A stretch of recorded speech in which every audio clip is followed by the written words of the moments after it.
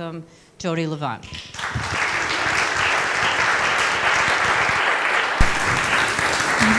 Hi. Can you hear me?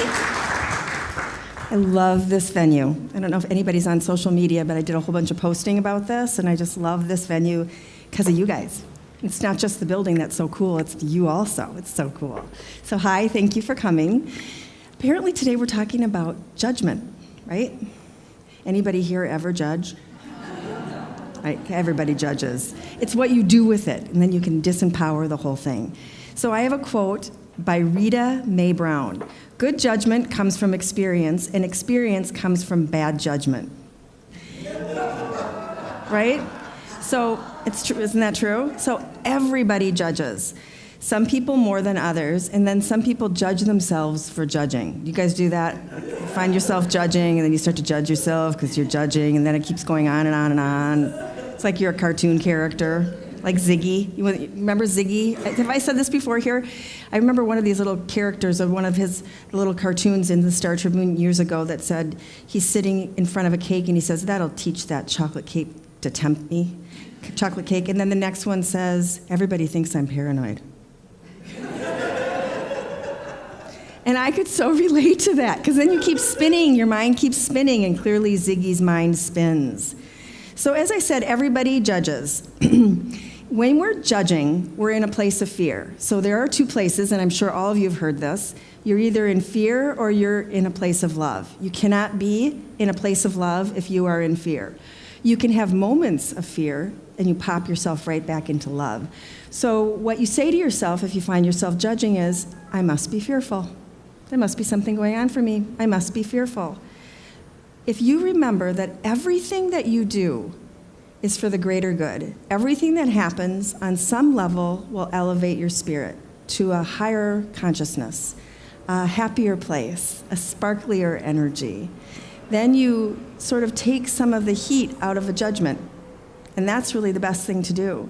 So I'm not a person who thinks you should I do beat myself up, and then I beat myself up for beating myself up. But I work really hard to understand that when I make a mistake, it's because there's something for me to learn. And judging is a mistake. There's something in it for you to learn. So when we're judging, we're either, first of all, we don't have all the information. That's clearly true, right? We don't have all the information and we're making a judgment. There's the judgment of the way someone looks. There's a judgment of the way someone acts. I remember my Grandma Faye, who I loved dearly, most loving human being I had ever met, even up until now, until I met my children and my husband.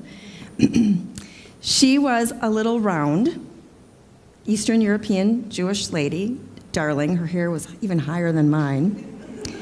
And we'd go out together, and she'd be driving, and we'd go into a restaurant, and there'd be somebody coming out, and she'd say, "Am I as fat as her?" Like her eyes would be really round. And she wasn't actually trying to judge the woman. She was judging herself. So, but I remember that, thinking, but there's not that sting of, "Oh, look at that woman." It was more of, how am I? Am I all right? Do I fit in? And isn't that some of the reasons that we judge? Because we want to make sure that we're okay, that we compare okay. And if the other reason is because we want to make sure that we're not in that same spot. And we think somehow unconsciously, if we're judging, then we're not going to be in that same spot. We're not going to do that same thing. If we say, well, this happened to this family because of this reason. These people lost all of their money because of these reasons, and they could have changed that.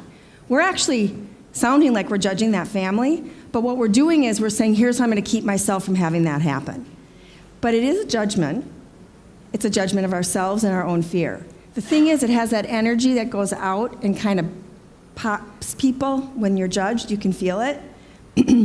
I was such a unique kid that I did this very beautiful thing that when I felt people judge me, my 2 middle fingers would go up in my mind. And that actually protected me. My mom didn't like it. I didn't even do it physically, but she could feel it. So that's a defensive action, but it's a protective action from judgment. The biggest thing that we can do to protect ourselves from feeling judged, and therefore judging, is to know that whatever somebody's judging us about is a reflection of what's happening for them, no matter what it is. Have you ever been in a place like this or at work and you're supposed to have your phone off? And then the phone goes, and everybody's looking to see who it is. Now, years ago, when cell phones were new, people would be going, is that you? And they'd be looking around and kind of like, is that you? Now, everybody's just thinking, ooh, turn that off, that's embarrassing, because it's happened to everybody. So when you're starting to feel judged, just remember the person that's judging you doesn't have all the information, is afraid about something for themselves, and it's just that where they're at. And so then when we don't feel so judged, we're also less judgmental.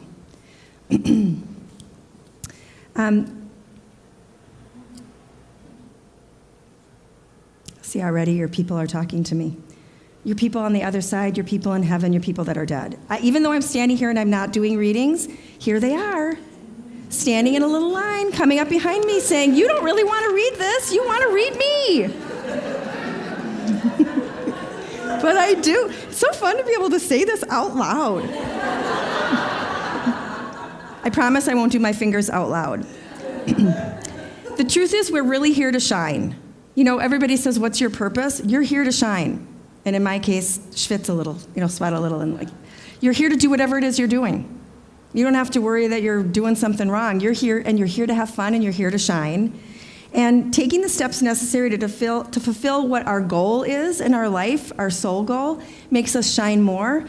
And we sort of move away from judgment when we do that. We are accountable for our own behavior, and so we're not really busy focusing on anybody else's. We're just accountable for our own. We keep our eye on our own page. Does that make sense? So I did take a couple things. I ripped off my own books. I channel when I write, so then sometimes I'm reading my stuff, and I know I've said this before, and I'm like, wow, that's good. I do that when I read other people's stuff too. I'm like, wow, that's good. But it's kind of funny when you do it yourself or somebody quotes you and you look at them like, that's good. Who said that? And they're like, you. Okay. So allow yourself a chance at love by letting go of judgment of yourself and others. People who really know how to laugh do not worry about what they look like when they do. Control is for emotional misers. To judge another harshly is simply another way of not forgiving and loving yourself. So the moment you have a judgment, just think, this is just me not forgiving and loving myself. And then it takes that energy out of it, and the other person that you're thinking you're judging, they don't feel it like they did. Okay, so this is interesting. This is what I've seen the dynamic is. When I read somebody, I can kind of see when I'm talking to them where their mind is going and what's happening. And so this is something I realize as I've read people for like 35 years, probably more. A name is simply a name, or in some cases, a label. It's the core that matters. Assumptions are made based on labels. Standing on either end of an assumption creates an obstruction in our energy flow. In order to wrap our minds around the constant influx of information in our world, we categorize simply. Unfortunately, categorizing means we become intellectually a bit lethargic, and assumptions are replaced by prejudgments. Prejudices. Prejudice and insecurity are twins separated at birth. Statements such as all blondes are stupid and all teenagers take drugs are inaccurate and assumptive. When we assume, our egos inflate, while our intellect and spirit are diminished. As a result, our intuition naturally shuts down. So for me, everything is about intuition. Intuition saved my life. My gut feelings, my intuition. I'd like to say the spirits around me helped save me, but they tormented me too until I got better boundaries, and so the nasty ones kind of stayed away. But when you become better boundaried, you have nicer people in your life anyway, dead and alive. So when we are making a judgment, again, one just zoomed in, yours. Boom. When we're making these judgments, when we're making these assumptions, our spirit gets smaller. In other words, our joy gets smaller. We just kind of turn inward and dark in some ways. But when we're feeling really good and we're in a place where we kind of giggle and say, I just judged, oh, that was more about me than them, and I wonder what's going on for me, and there's something good in this for me, then what happens is you start to open up. Your sparkle starts to spark. It sparks you. And then your intuition gets really, really big. So like I said, my intuition saved me. And so for me, everything has been about me. I always wanted to be happy. That was like as a little girl, I knew I wasn't, and I wanted to be. But I knew that my intuition helped me make these great decisions and helped me with my happiness. What I didn't realize actually until I wrote the Happy Medium Speaking the Language of Intuition is that happiness is the space I'm in when I'm reading people and when I'm working and when I'm intuition, when I have my intuition full blast, when I'm using my intuition. And so you also can do that because everybody here is intuitive. And one of the ways that you do is, to, like I said, to get yourself happy and bring your spark back, and getting rid of your judgment is a way to do it. Does that make sense? Is it too simplistic? Because people always say, well, what's the magic to being intuitive? And I have a really good imagination, and there's lots of things that I want to say because I want to be silly. But the magic is loving yourself and knowing that there's that higher power, that amazing energy that you can plug into, and you do that by feeling really good, which means that you make decisions for yourself that feel good. So you might think it would feel good to run over that person in the road because they're really mean, but it really wouldn't feel good later. So, right, God forbid, I'm not telling anybody to do that. You might think it might feel good to not go to that family event because your uncle's going to be there and you can't stand him, or your sister-in-law is going to say something to you about that, about your driving. But really, how are you going to feel afterwards if you don't go? You have to think about that. So then you go and you make it short, but you're there, and then afterwards you have nothing to beat yourself up over because you went and it was nice and you got to see your other relatives and you were fine. So that's the path of least resistance, right? You go and you do things that make you feel really, really good and happy, which doesn't always mean it's the easier route. But when you do that, again, your intuition starts to go on fire. So one of the other things that happens when we're in a place of judgment is when we're feeling threatened again because we think someone has something we want. And we think they're having it, because judgment can be jealousy, and it often is. They have it because they took it, and it's ours and they have it. That's sometimes the thinking that we have. Can you guys relate to this? And then if you start to say, wait a minute, actually that person has it because it was right for them to have it, they were in line, there's enough for everybody. There really is enough for everybody. Then you don't feel threatened, and then you don't feel as judgmental. And you find out later that that was the perfect job for them because they met the love of their life, or they found a house through somebody, or some just wonderful organic thing happened for them, and something better happened for you over here. But it can be a threatening feeling when people are more successful, or when you're trying to get pregnant and somebody else gets pregnant.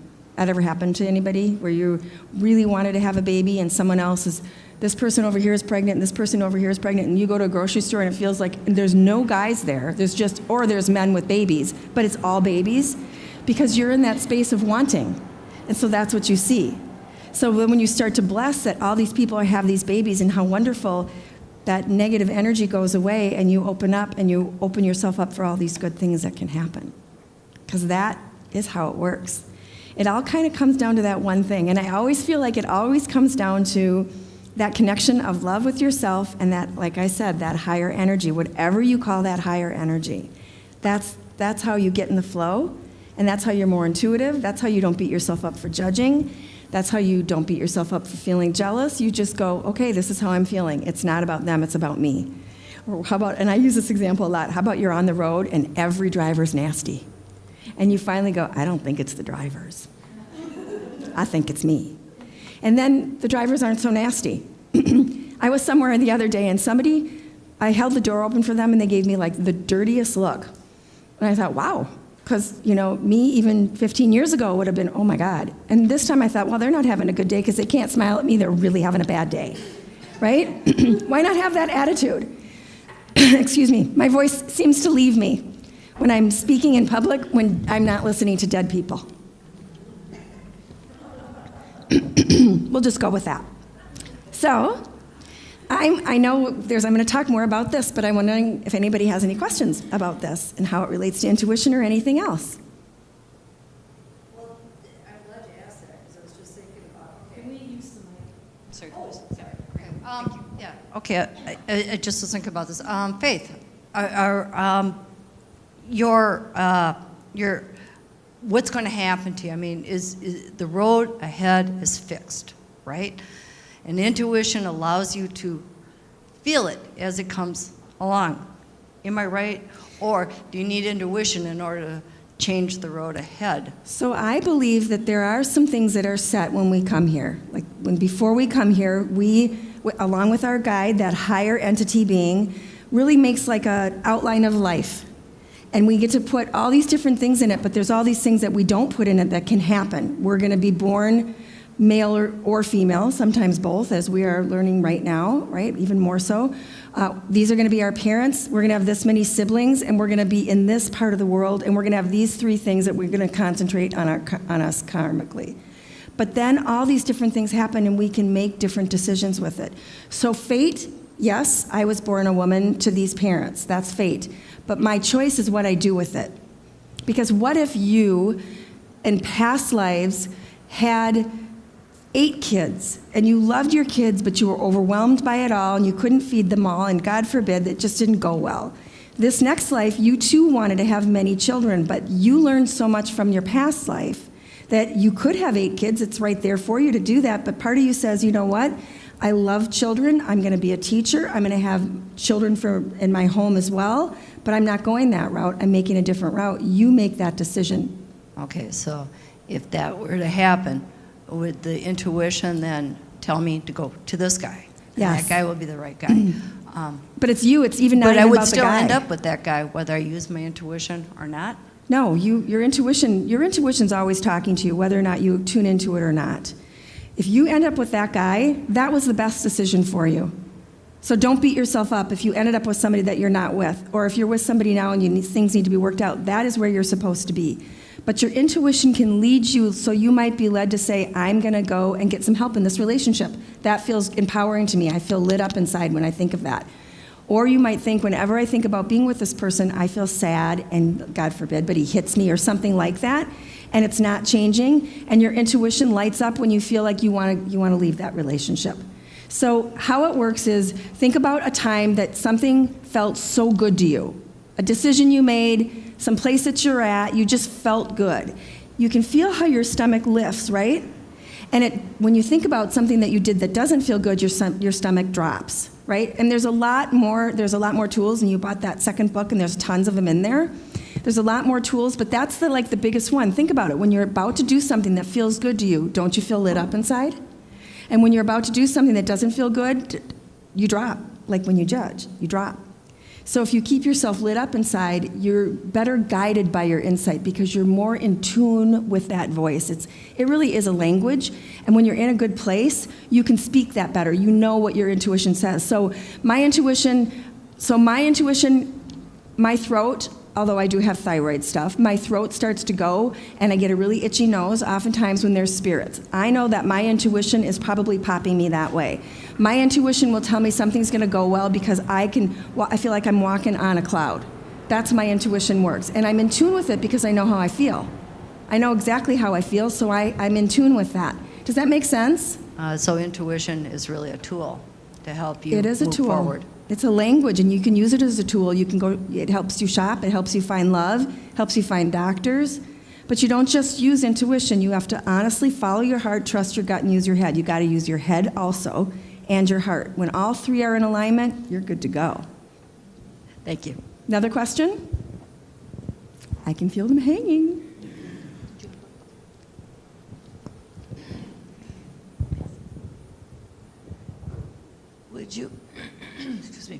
Would you differentiate the difference between intuition and imagination, or the power to visualize? So imagination is partner in visualization, which is part of our intuition, right? So your imagination, anybody have those dark, like you tell yourself bad stories? Like something happens and you kind of go on this bad story trip about how the way it might go? That can be your imagination, and you can pull yourself back. But that same picture that you get in your brain, you can use to visualize. So when one feels good, you light it up. Because when you feel good, you light everything up, and that can be a visualization. But your imagination can also be your ego telling you, this isn't going to work, and this isn't going to work, and this isn't going to work. Does that make sense? And nothing you do is going to... If you're trying to buy something for some event, and you need a pair of shoes that you can walk in, and you're in a bad mood, and you hear this voice say, you're never going to find anything for what you can pay. That is your imagination, because your intuition would never tell you that. Your intuition would say, keep looking, you're on your path, would be encouraging. That's a big difference. Does that answer your question? When it makes you nervous, it's your imagination. When it gives you a light feeling inside and some promise, a feeling of promise, that's your imagination in tune with your intuition, and then you just light it up by creating a picture in your brain. If it doesn't feel good, don't think about it. I am a card carrying, you should have your feelings and you should process your feelings, but now I realize that over-processing thing does not work. And I am a hairstylist, I was, and over-processing, I can tell you, is not a good thing for your hair, and it is not a good thing for your feelings, because if it doesn't feel good to you, then leave it alone for a while and come back to it. Is there another question? I do a lot of energy work and manifestation work. So my thought is, and I like that you brought intuition into a lot of things because I really am a big believer in that. So what is your thought on free will? Because I'm a big believer in free will, that we all have free will, and how that corresponds, I guess, with intuition. So I'm also a very big believer in free will, and that is one of the reasons that I don't read the future, and I'm not a fortune teller. It's not just that it's against the Torah. It is because we can change things sometimes with a single thought and with a single action. And so our free will can turn things. So I have a learning disability, so I can do better with one question at a time, honestly. So I'm going to answer that piece, and then I want you to say the other piece, just a word of it, and I'll remember it. But when you have your intuition going, then you know when something feels good, and you can make a choice that feels good. And usually if it feels good, it's going to go better. There's also free will. There's nothing I can do about the fact that I was born with this body. That's just is. My free will is what I do with this body. And if I have problems with my spine, then I do something with it. That's my free will. Or I can just feel sorry for myself and limp. Does that make sense? What's the other piece of it? Did I miss it? No, I feel like you answered it. Okay, good. I feel like you answered it because I sometimes struggle explaining the difference between free will and intuition. And so I just wanted to know your thought process on how they work together. Think of it as your intuition will get you, you'll be getting there easier way, because for your free will, like something you want to do, when you're with your intuition, you might fly instead of putz and walk. That's what your intuition can help you do. Your intuition can help you do everything. But I got to tell you guys, it's not like somebody walks up to you. It's not like your intuition walks up and says, wear this pretty necklace today will be empowering. And it is. It is more like, it's more like you feel good when you touch it. When you think about what you're going to wear, it comes into your mind. It's a visual. You see it in your mind, and it feels good. But when you see something in your mind and it doesn't feel good, that's cause for pause. So my mom died in January, and going to her funeral did not feel good. But that wasn't an intuition saying don't go. That just was that made me sad. So you have to be able to differentiate. Well, of course it's going to make you sad, right? If you can differentiate, then you know when your intuition is talking to you. And you don't have to worry, oh my gosh, I'm not in tune with my intuition, my life's going to be so dark. No, your intuition's in touch with you. So you're getting guidance from your guides and your intuition. It's just more fun, and things go, I think, better, and things move in your direction quicker when you're in line with it. So it's kind of like your thoughts are, God bless you, your thoughts are a magnet, and everything that comes to you is steel. So if you're in charge of your thoughts, and you're thinking things that feel good, and you're doing things that feel good, then the stuff that comes to you is going to feel better. Super easy. Again, I'm one of those I've over-digested how I feel about things, because sometimes you can't chew it anymore. You just have to leave it, and it is what it is. And you come back to it when you're in a better place, and it looks different, you have better answers. But then it gets you in a nicer place, and you find parking spaces. I mean, let's talk logistics. You find parking spaces better. You want something, and it's really expensive, and you just happen to walk by a thrift store you didn't even know existed, and guess what's there? That thing you've been looking for 6 years, and it's really cheap. Things like that happen. But more importantly, you're thinking to yourself, I want more friends. And so you become an even better friend to the friends that you have. and more forgiving and more loving and less judgmental and more loving to yourself. And that is a magnet. And the people that come to you, it's like steel. Does that make sense? It's very cool. You don't have to drink anything specific. You don't have to light anything specific. Your intuition is right there. And because I'm visual, mine comes a lot in my mind, in my mind's eye, on the screen in my head, but I also hear things a lot, and I smell things a lot, and I taste things a lot, and that's not fun. That's not fun. And one spirit I was talking to about a week ago had horrible breath. Now, I've never experienced that before, and I finally said to the person I was reading, "Can I ask you a question?" He's like, "Yeah." I said, "Did your dad have kind of atrocious breath?" And he's like, "Not that I can remember." And I'm thinking, oh my God. And then he said there was something going on in his stomach, so before he died, he was coughing things up and burping things up that didn't smell good. And I'm like, thanks, spirit. Because that spirit wanted for sure this man to know that it was his dad. And so that's how they bring it. So think about what you love to do. Think about your senses and which one is super alive or which ones are super alive. Your intuition's going to come to you. That's going to be part of your language of intuition. Right? Okay, so I want to read one more thing if I can find it, or I won't. I won't. I can hear you guys have more questions. And I want to make sure that I'm addressing the piece about judgment, because everybody does it all the time. But if you can twist it a little and say, oh, what am I missing right now? Because I'm judging because there's something I'm missing, takes the heat out of it. I have a question. Is it our role or our job to point out when others are being judgmental? No, because then you're judging. Oh, shit. Oh, shoot. Sorry. And nobody's judging you for saying that, because we've all been there. But isn't that interesting? Yes. Because when you point it out, sometimes I like to say to my husband, you're not being on a very high level right now.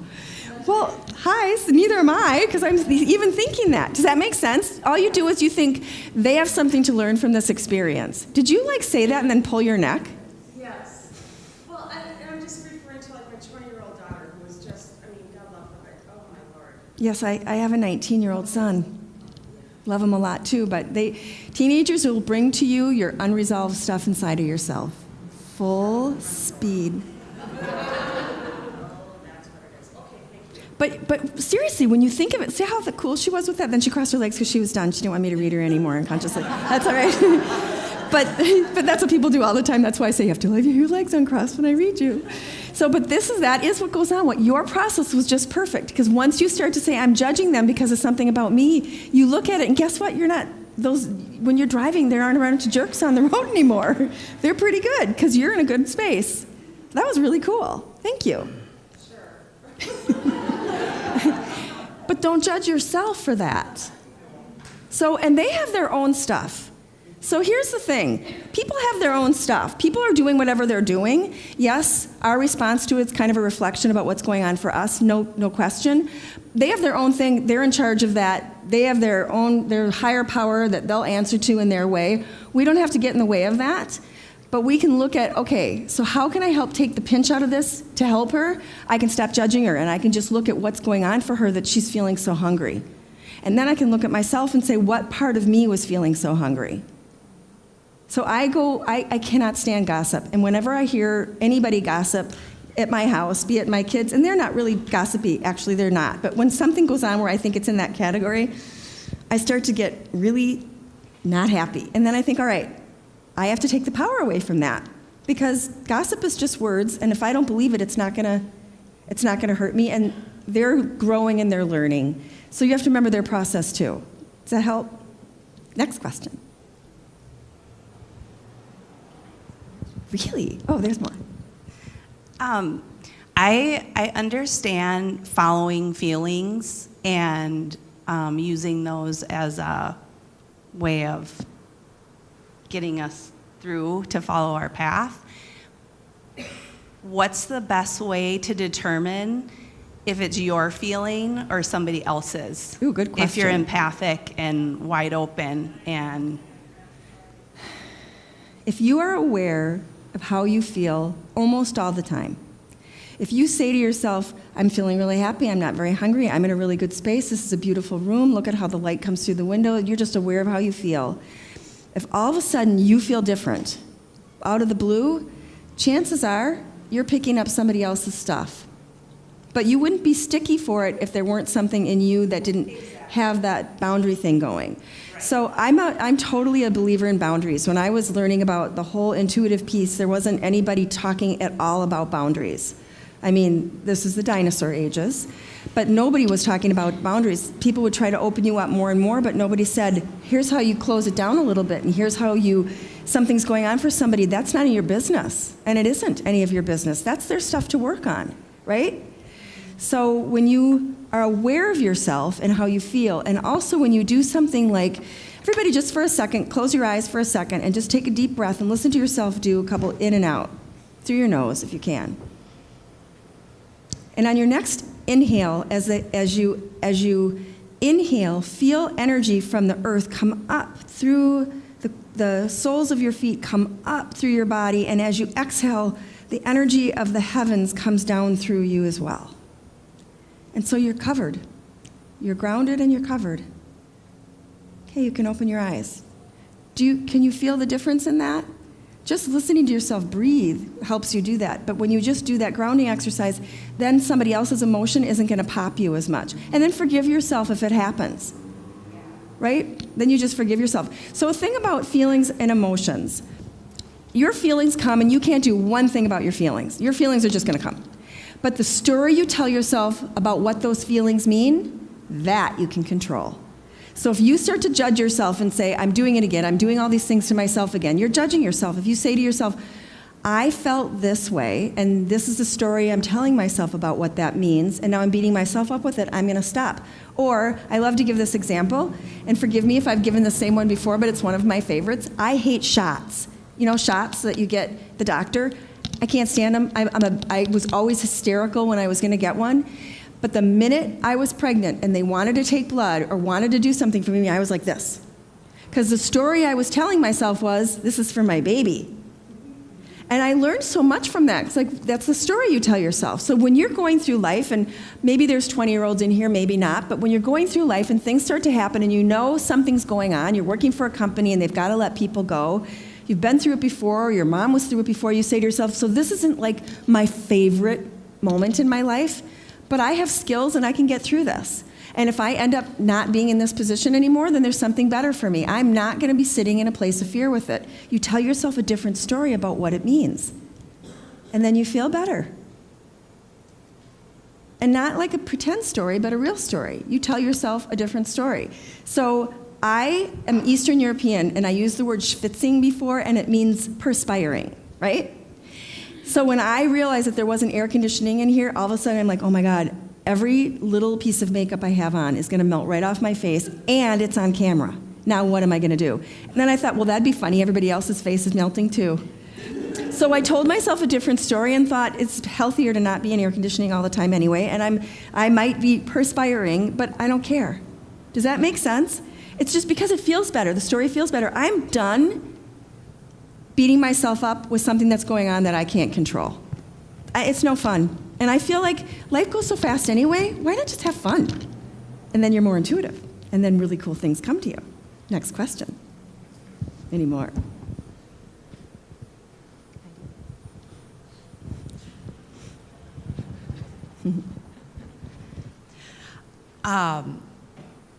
You talked earlier, right in the beginning, about guides.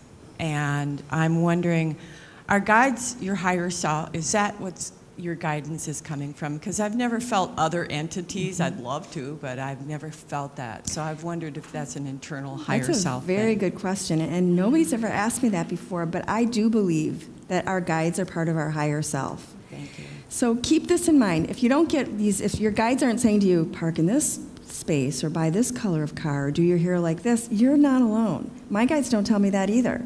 But my guides can give me a nudge and I can feel it because I've worked on this for so long, but it doesn't matter. You're making good judgment, doesn't matter where it's coming from. Think of it this way. We are all a spark. We are all connected from this one spark. Oh! Thank you! Did you hear Wait.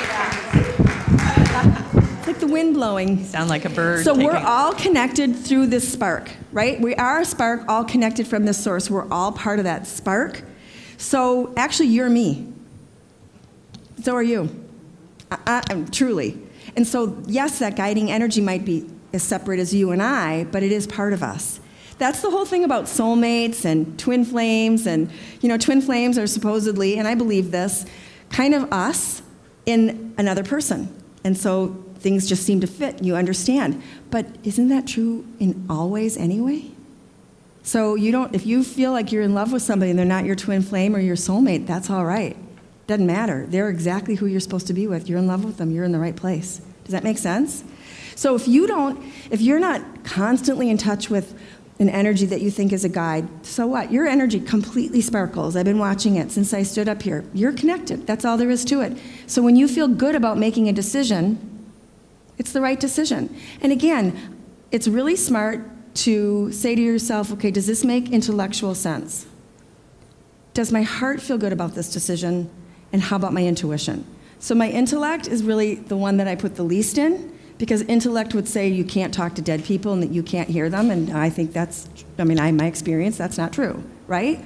But I still honor it, because it also might say, no, you can't fly.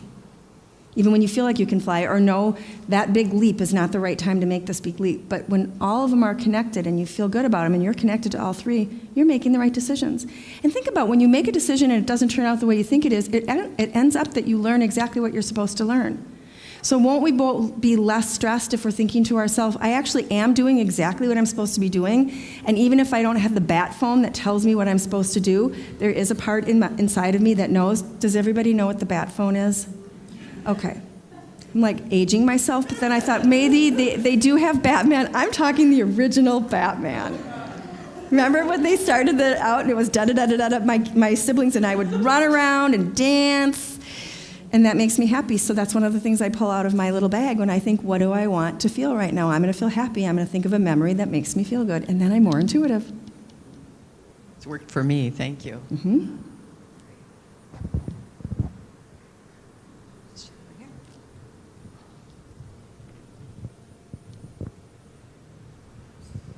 So you kind of touched on this earlier, but I had an incident where I judged blatantly, and there was a intense blowout between the daughter-in-law and myself. And I have apologized and reached out and want to heal the wounds. And I haven't seen her for a year. Written letters, called, text, emailed, no response from her. I'm going to be headed that way in another week. And I really want to heal this. Okay, can I just tell you something before it leaves my brain? Sure. Heal you. Heal you about this situation. Take care of you about it. Forgive yourself for making that decision to say whatever it is. Tell yourself you understood why you did it, that you did it because you thought it would help or it was right or you needed to say it. For whatever reason you did, you have lovely energy. You were doing something that you thought might help. Maybe part of you thought it wouldn't. It doesn't matter, you did it because it felt right to you at the moment, or you just did it. Forgive yourself for it and heal you and let her take care of her. Because when you stay in your own space about it, she'll have more room to do it. But the more letters you write and the more you text and the more you try to get a hold of her, that just feeds that ego part of her that said you did wrong. Because then she can't even look at what you were trying to point out because she's so hooked into you being wrong. But if you leave her alone and let her have her space about it, then she's going to be able to go, okay, there was something in this for me. I didn't like the way it was said, and God knows from a mother-in-law that's hard.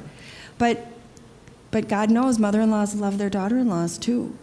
But work on yourself with that. And the other thing is, and I don't think you're going to love this, but it really does work. Whatever you were thinking about her, that you were judging, that you wanted something to be changed, there's something in that about you and your own behavior, that very thing. And so if you can go, oh gosh, that is why it bothers me that she does this, it won't bother you anymore once you get it resolved. It won't be as big of a deal. Right? Okay. Yes. Yes. So I I have 3 kids, and my husband is very relaxed about a lot of things, and I'm not. I'm relaxed about different things. Like, I just know money's going to flow, and I'm not wigged out about it. So when car seats are involved, that is always one of my hot buttons. Like, kids should be in car seats, because we can't control what's going to go on the road. Kids should be in car seats. So when I'm driving down the road and I see somebody with a little toddler on their lap and another kid bopping in the back, I'm judging. And then I think, you know what? Not my deal. This is for them. I'm going to drive extra carefully, knowing that there's people like this on the road. That's how I'm going to use this as a positive thing for myself. But I'm not going to judge, because I don't have all the information. What if something just happened and they need to get someplace really quickly because one of the kids ate nuts and needs to get to the hospital? Okay, you're going to hear wind. So that's how I take the pinch out of that, if that makes any sense. That's really fun. You know, that actually moves the spirits, too. It's true. Okay, next question. Somebody here? I think we have time for one more. Okay.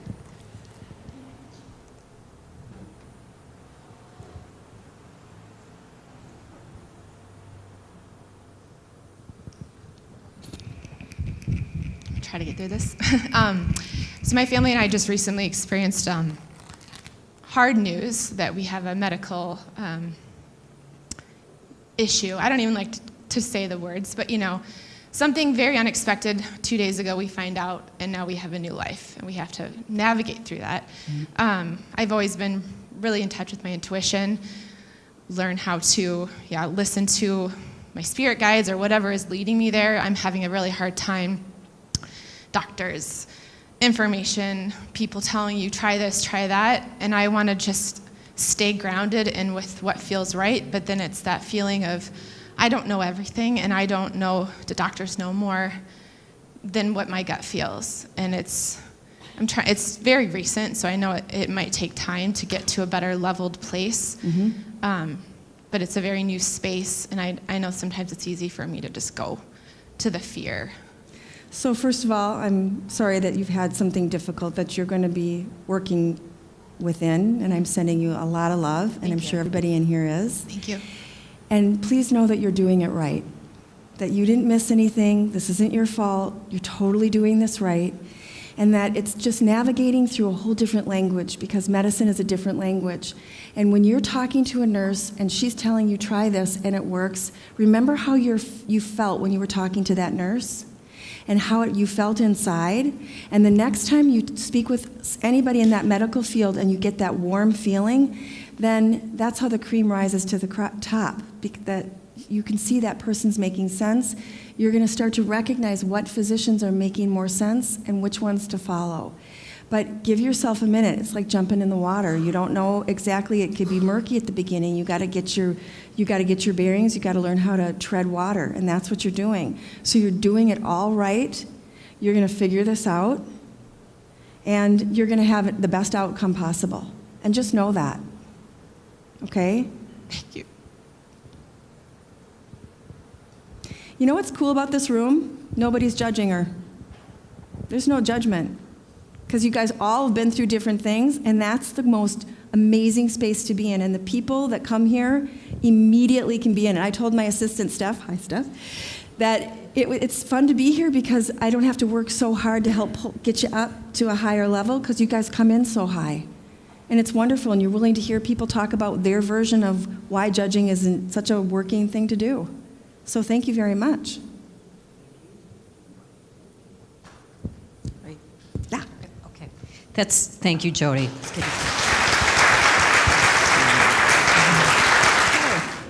So, this is for all of us. We are all divinely connected, loved children of the universe. We are the universe. We are connected through our light, and we are all made of light. We have only to remember that to ignite it. We are all loving, giving, naturally intuitive people. And when we fill ourselves up with light, we fly. So please, have a wonderful week and fly. Mm-hmm.